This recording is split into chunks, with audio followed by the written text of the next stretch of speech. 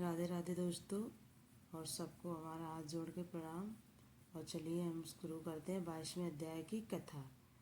22वें अध्याय की जब लिखने लगा हूँ बात, श्री प्रभु प्रेरणा प्राप्त कर कलम आ गई हाथ। राजा पृथु ने नारद जी से पूछा, हे देवर्षि, कृपया आप अब मुझे यह बताइए कि वृंदा को मोहित करके विष्णु जी ने क्या किया और फिर वहाँ कहाँ गए। अब चलिए पूरी संपूर्ण कथा बताते हुए कहते हैं, रसपान करिएगा। जब देवता स्तुति कर मौन हो गए, तब शंकर जी ने सब देवताओं से कहा, हे ब्रह्मादि देवताओं, जलंधर तो मेरा ही अंश था, उसे मैंने तुम्हारे लिए ही नहीं मारा, ये मेरी सांसारिक लीला थी। फिर भी आप लोग सत्य कहिए कि इससे आप सुखी हुए या नहीं।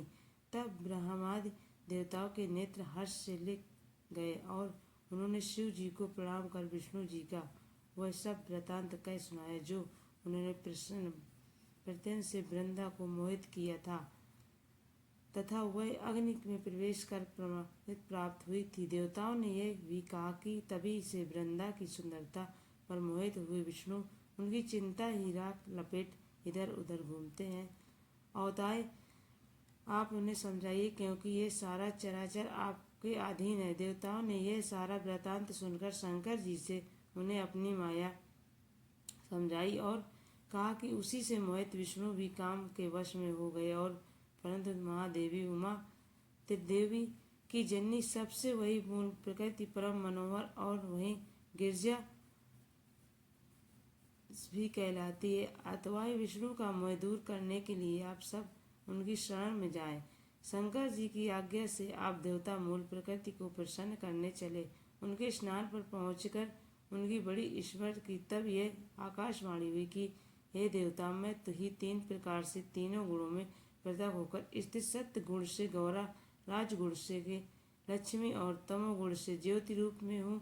अथवा अब ये आप लोग मेरी रक्षा के लिए उन देवताओं के पास जाओ और तुम्हारे मनोरथ को पूर्ण कर देगी। ये सब सुनकर देवता भगवती के वाक्यों का आदर करते हुए गौरी, लक्ष्मी और सरस्वती को प्रणाम करने लगे।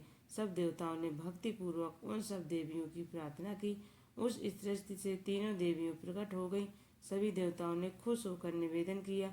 तब उन देवियों ने कुछ बीज देकर कहा, इसे लेकर जा, वो दो और तो तुम्हारे सब कार्य सिद्ध हो जाएंगे। ब्रह्मा देवता उन बीजों को लेकर विष्णु जी के पास गए। वृंदा की चिंता भूमि में डाल दिया। उससे धात्री, मालती और तुलसी प्रकट हुई।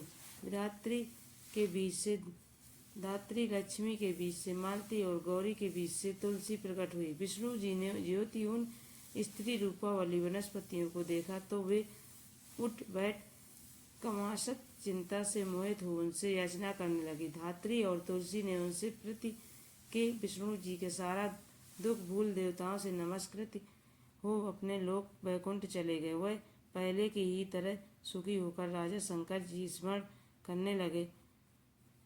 यह आख्यात शिव जी की भक्ति देने वाला था। ये था दोस्तों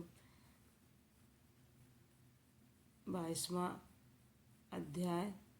और अच्छा लगा हो तो वीडियो को लाइक जरूर कीजिएगा और सब्सक्राइब जरूर कीजिएगा प्लीज़।